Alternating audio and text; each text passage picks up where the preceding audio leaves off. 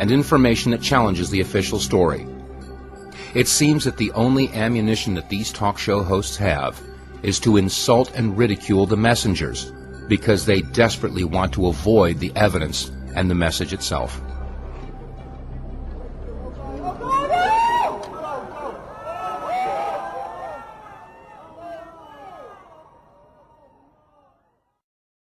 In this video documentary, we've heard from experts and seen video footage and photographs that challenge whether or not the planes that hit the North and South Towers were actually commercial aircraft. We've seen video footage and photographs and again heard from experts that challenge what happened at the Pentagon on September 11th. We've seen video footage and reporters' accounts of what happened in Shanksville, Pennsylvania in regard to Flight 93. The fact that there was no recognizable wreckage and a crater only 15 feet across. We've also examined video and photographs of the collapse of the buildings in New York City. We've seen how the mainstream media has twisted, distorted, and fabricated information. We've seen how they've attacked, ridiculed, demonized, and discredited anyone who dare challenge the official story of September 11th. With all this information that challenges the official story, we have to ask the question, is there any evidence that supports the official story? On September 23rd of 2001, Condoleezza Rice held a news conference, and she stated, "We have definitive proof and evidence that links Osama bin Laden and the Taliban to the attacks on September 11th, and we will release this information in due time." At the date of this production, we're still waiting to see that evidence. In October of 2001, this video was released and shown to the people of America and the world, and we were all told that this was Osama bin Laden accepting responsibility for the attacks on September 11th. But let's compare the Osama in this video to a photograph of the known Osama. When you compare the two, you'll notice that the Osama in the video has a shorter nose. He also appears to be a little chubbier. As the Osama in the video waves his hand, look carefully. You'll see he's wearing a ring and a wristwatch. Jewelry is forbidden by people of the Islamic faith. You'll also notice that when he signs on this pad, he's signing with his right hand.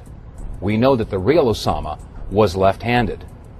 So we have to ask this question, where did this video come from?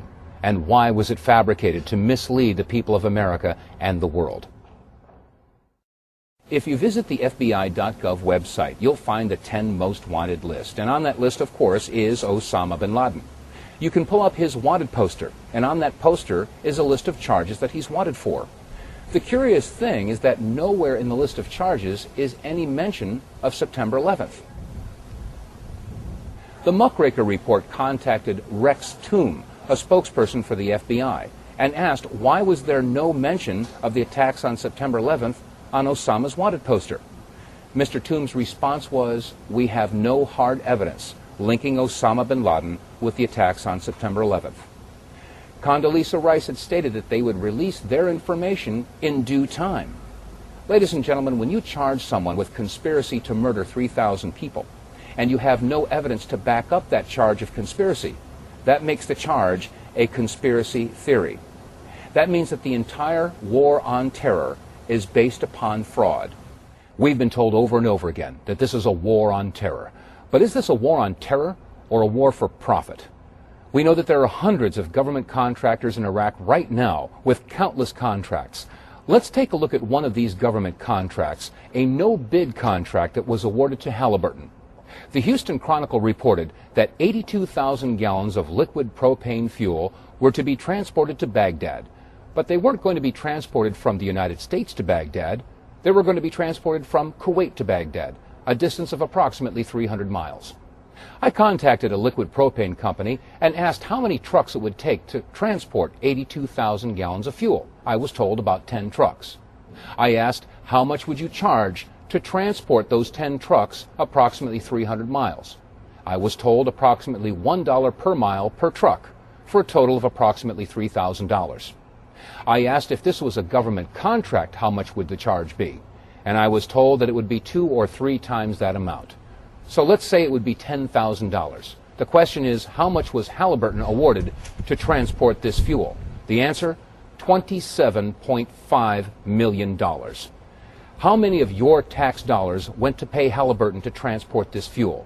Wouldn't it have been cheaper to have 10 privates drive those trucks that distance? The question is, how much money is coming out of the United States taxpayers' dollars to pay for this war and is being funneled into the pockets of companies like Halliburton? Is this a war for profit? You decide.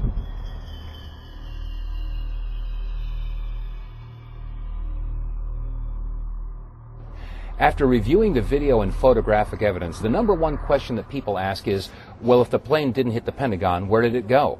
If the plane that hit the South Tower wasn't Flight 175, then where did it go? Where are those people? Well, we can't answer that question, and if we were attempting to do so, we would be engaging in conspiracy theory. However, consider the following scenario. Let's say that you have to put a loved one on a bus bound from New York to Boston. You put them on a Greyhound bus, and off it goes. A couple hours later, there's a news report that claims that the Greyhound bus bound from New York to Boston skidded out of control, crashed, and exploded.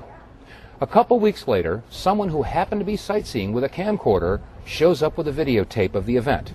And upon examining that video footage, we see that this bus says Trailways on the side. Question: where did the Greyhound bus go? Well, if your loved one was on that Greyhound bus, you'd want to know, wouldn't you? The next question is, should we ridicule and demonize anyone who dares ask, where's the Greyhound bus? Should we likewise ridicule and demonize the person who took the video? Should we negate and ignore the video footage of the Trailways bus simply because we don't know where the Greyhound bus went? Well, that's exactly where we are in regard to the video footage that you've seen. We may never find out what happened to Flight 77 or Flight 175, but the video and photographic evidence screams that we need a new investigation.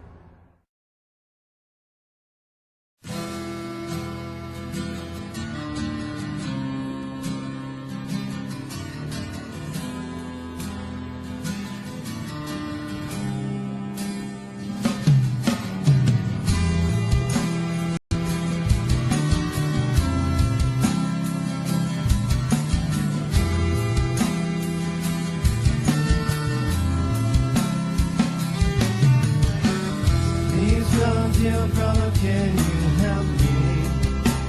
Help me find my way. I seem to lost my way. Please, brother, dear brother, can you show me right and wrong to help us get along? I would like to have every American get serious about being a citizen of the United States of America instead of just being an inhabitant, and start thinking on their own, because 9/11 is the single most important event to happen to the United States since Pearl Harbor. For those people who question 9/11, who maybe support the work that the 9/11 truth community people have produced, for them to lift their voices. This is supposed to be the land of the free and the home of the brave. Let's be brave. Let's get involved. Lift your voice. We can't let this stand. We cannot move forward. We have to leave a legacy of the Constitution, our rights, our Bill of Rights, everything for our children. Even if we don't get to enjoy it in our own lifetime, we have to fight for it.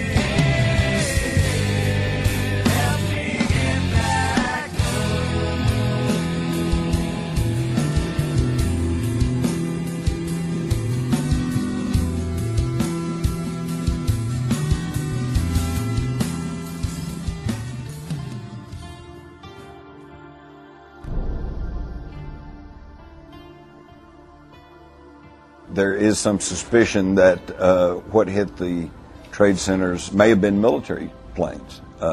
Might not have even been the flights that we were told. Of course, this raises up the horrific idea that, well, then what happened to the poor passengers?